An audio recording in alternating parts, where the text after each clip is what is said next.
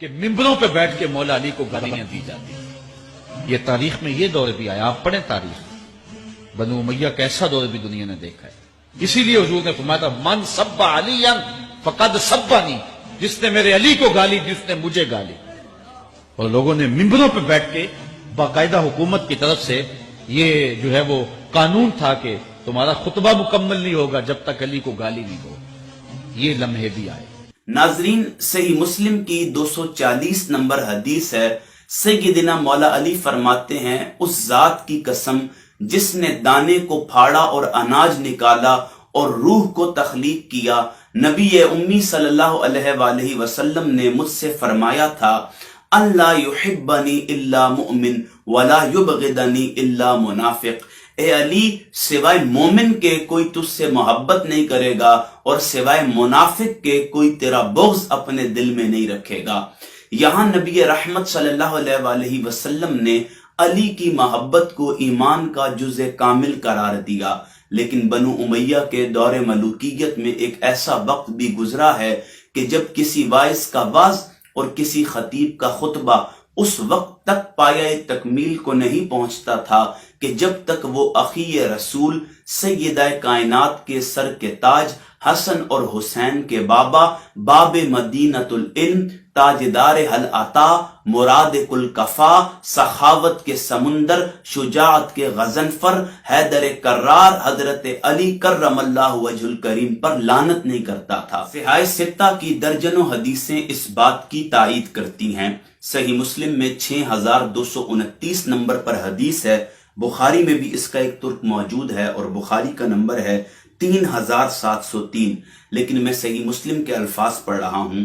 سیدنا سہل بن سعد السعدی بیان فرماتے ہیں کہ بنو امیہ کے دور ملوکیت میں آل مروان میں سے ایک شخص کو مدینہ کا والی بنا کر بھیجا گیا. اس گورنر نے سیدنا سہل کو بلوایا اور حکم دیا کہ وہ سیدنا علی کو گالی دیں. نعوذ باللہ من ذالک. سیدنا سہل نے صاف انکار فرما دیا. پھر اس انکار پر اس گورنر نے کہا کہ چلو کم از کم اتنا ہی کہہ دو کہ ابو تراب پر اللہ کی لعنت.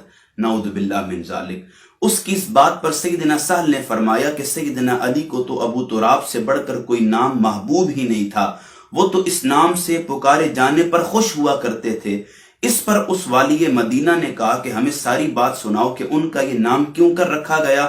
تو سیدنا سہل بن السعدی نے یہ پورا واقعہ بیان کیا کہ جب سیدنا علی اور سیدہ فاطمہ میں کچھ ناراضگی ہو گئی اور سیدنا علی مسجد نبوی میں چلے گئے تو نبی کریم صلی اللہ علیہ وسلم وہاں تشریف لے گئے اور حضرت علی کے جسم پر لگی ہوئی مٹی کو صاف کرتے ہوئے فرمایا، ابو تراب اٹھو، ابو تراب اٹھو.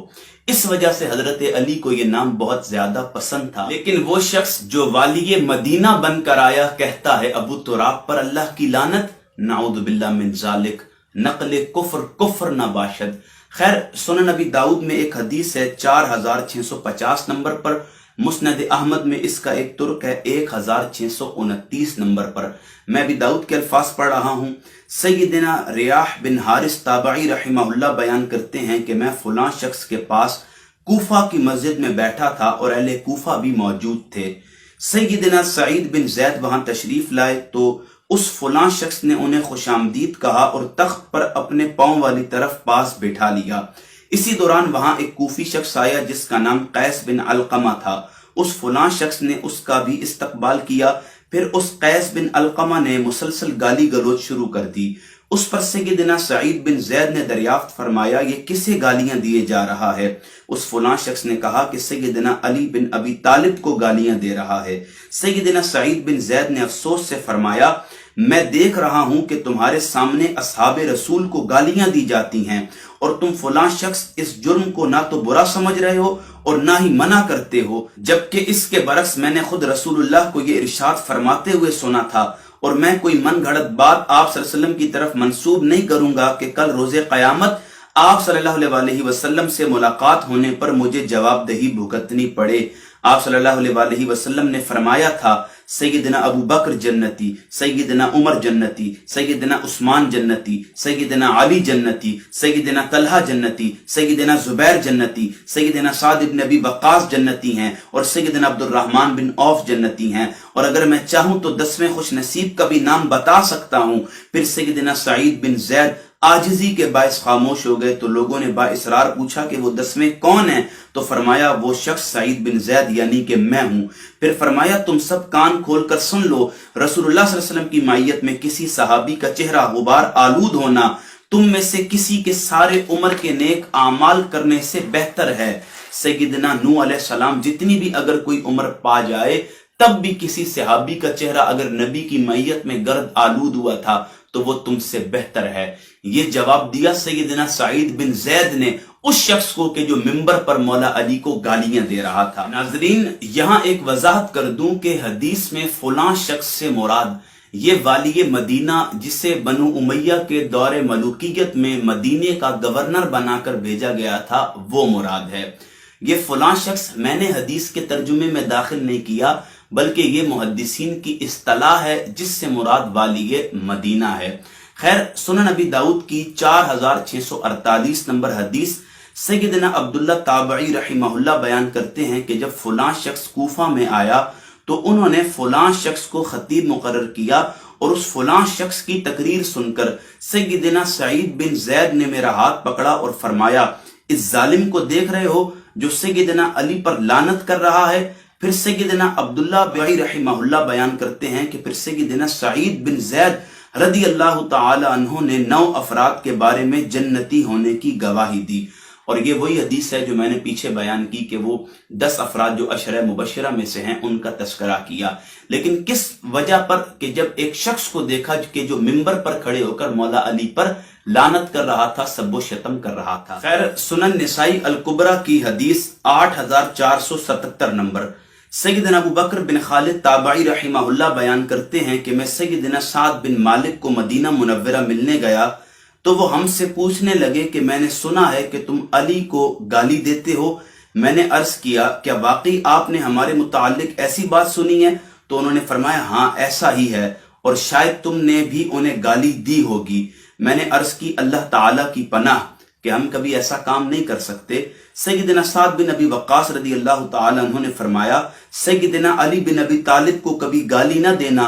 बेशक अगर मेरी मांग यानी सर के दरमियान आरा भी रख दिया जाए और मेरी जान जाने का मुझे खौफ भी लाहक हो तब भी मैं सैयदना अली को गाली नहीं दूंगा, क्योंकि मैंने खुद रसूलुल्लाह सल्लल्लाहु अलैहि वसल्लम से सैयदना अली के फजाइल में बहुत कुछ सुन रखा है। अब इसी तरह एक हदीस मुस्तदरक लिल हाकिम में 6121 नंबर सैयदना कैस बिन अबू हाजिम ताबई रहिमहुल्लाह बयान करते हैं कि मैं मदीना मुनव्वरा के बाजार में घूम फिर रहा था। इसी दौरान जब मैंने अहजार नामी जगह पर पहुंचा तो देखा कि लोग एक घोड़सवार के गिर्द जमा हैं और वो घोड़सवार सैयदना अली बिन अबी तालिब को गालियां बक रहा है और वो लोग उस गुस्ताख घोड़सवार को मना करने के बजाय उसके गिर्द मजमा लगाकर खड़े हुए हैं और सुन रहे हैं। इसी दौरान इत्तेफाकन सैयदना साद बिन अबी वक्कास वहां तशरीफ ले आए और पूछा, ये क्या हो रहा है? लोगों ने अर्ज की, ये शख्स सैयदना अली बिन अबी तालिब को गालियां दे रहा है, नाउदु बिल्लाह मिन ज़ालिक। इस पर सैयदना साद बिन अबी वक्कास रदी अल्लाह तआला अन्हु आगे बढ़े तो लोगों ने एहतरामन उनके लिए रास्ता खुला कर दिया और वो शख्स और उस शख्स के सामने जाकर खड़े हुए और फिर फरमाया, ए शख्स, तू किस बिना पर सैयदना अली बिन अबी तालिब रदी अल्लाह तआला अन्हु को गालियां दे रहा है? क्या वो सबसे पहले मुसलमान नहीं हुए थे? क्या वो सबसे बढ़कर इल्म रखने वाली शख्सियत नहीं थे? साद बिन अबी वक्कास ने मजीद फजाइल जिक्र करते हुए यहां तक फरमाया, क्या वो रसूलुल्लाह की साहबजादी के रिश्ते से आप सल्लल्लाहु अलैहि वसल्लम के दामाद नहीं थे? क्या रसूलुल्लाह सल्लल्लाहु अलैहि वसल्लम के गज़वात में वो आप सल्लल्लाहु अलैहि वसल्लम के आलम बरदार नहीं थे? फिर साद रदी अल्लाह तआला अन्हु ने अपना मुंह किबला की तरफ किया और दोनों हाथ उठाकर दुआ की, अल्लाह ताला, ये शख्स तेरे वलियों में से एक वली को गाली बक रहा है। इस हुजूम के मुंतशिर होने से पहले पहले इसे अपनी कुदरत का मुजाहिरा दिखा दे। सैयदना कैस बिन अबू हाजिम ताबई रहिमहुल्लाह बयान फरमाते हैं कि अभी हम मुंतशिर भी नहीं हुए थे कि उस गुस्ताख की सवारी जमीन में धंसने लगी और उसकी सवारी ने उसको खोपड़ी के बल पत्थरों पर पटक दिया, जिसकी वजह से उस सैयदना अली बिन अबी तालिब कर्रमल्लाहु वजहुल करीम के गुस्ताख सवार का दिमाग फट गया और वो वहीं मर के रह गया। सहाबी रसूल की दुआ का ये असर हुआ कि अल्लाह ने दुनिया में ही उस गुस्ताख और बदबख्त को मौला अली कर्रमल्लाहु वजहुल करीम पर लानत करने की सजा दे दी। खैर, ये वो वक्त था कि जब मिंबरों पर मौला अली पर लानत की जाती थी, नाउदु बिल्लाह मिन ज़ालिक। کسی واعظ کا واز اور کسی خطیب کا خطبہ اس وقت تک پایہ تکمیل کو نہیں پہنچتا تھا کہ جب تک یہ لوگ ممبر پر کھڑے ہو کر مولا علی کرم اللہ وجہ الکریم پر لعنت نہیں کر لیتے تھے. نعوذ باللہ من ذالک. خیر، اگلی ویڈیو میں انشاءاللہ آپ کے سامنے عرض کروں گا کہ کب اور کس طرح اس بدعت کا خاتمہ ہوا اور کس نے اس بدعت کا خاتمہ کیا جو تبرہ کی صورت میں، اہانت اور تنقیص کو بیان کرنے کی صورت میں ممبروں پر آل امیہ کے دور میں شروع کی گئی تھی. وآخر دعوانا ان الحمد للہ رب العالمین.